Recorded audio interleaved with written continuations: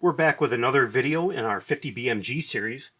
Today we're going to be talking about one of the most dangerous 50 BMG cartridges you can get, but it's not dangerous for the reasons you may be thinking. What this is a Dominican surplus AP yellow tip 50 BMG. Before we get into the specifics of what makes this cartridge so dangerous, we first need to know how to identify it. The first and most obvious thing that you'll notice is the yellow tip.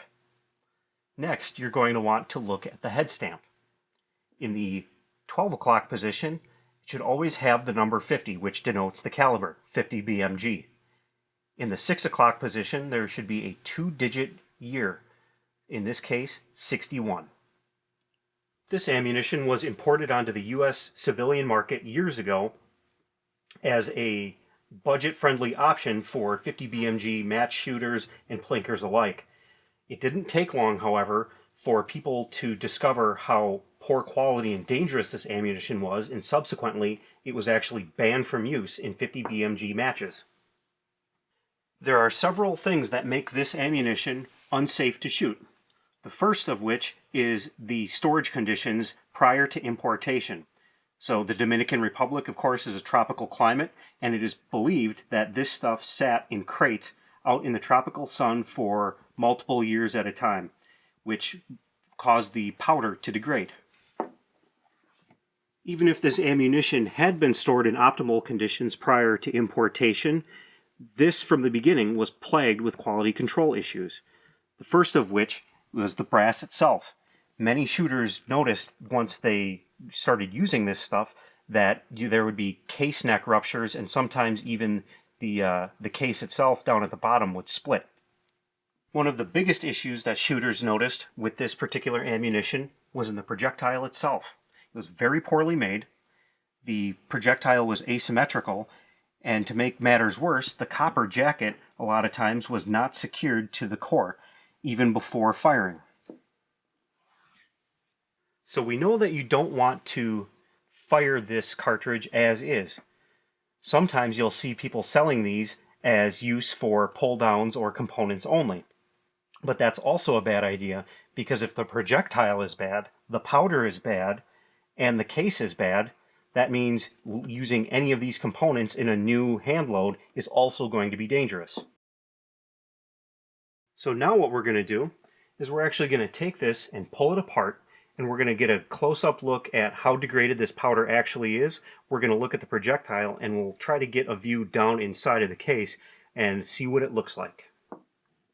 So now that we've got the projectile pulled out of this thing, we can get a real good look at just how asymmetrical it is.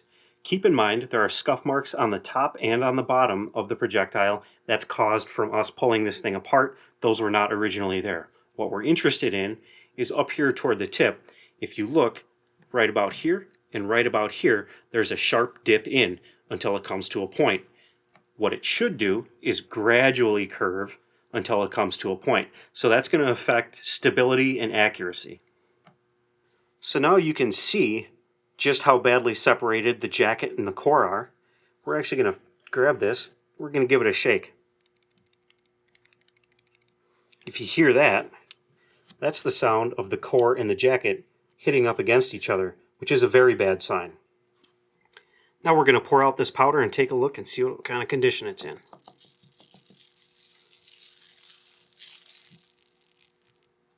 Okay, so at first glance, it doesn't appear to be too degraded, although looks can be deceiving. I still wouldn't recommend using this.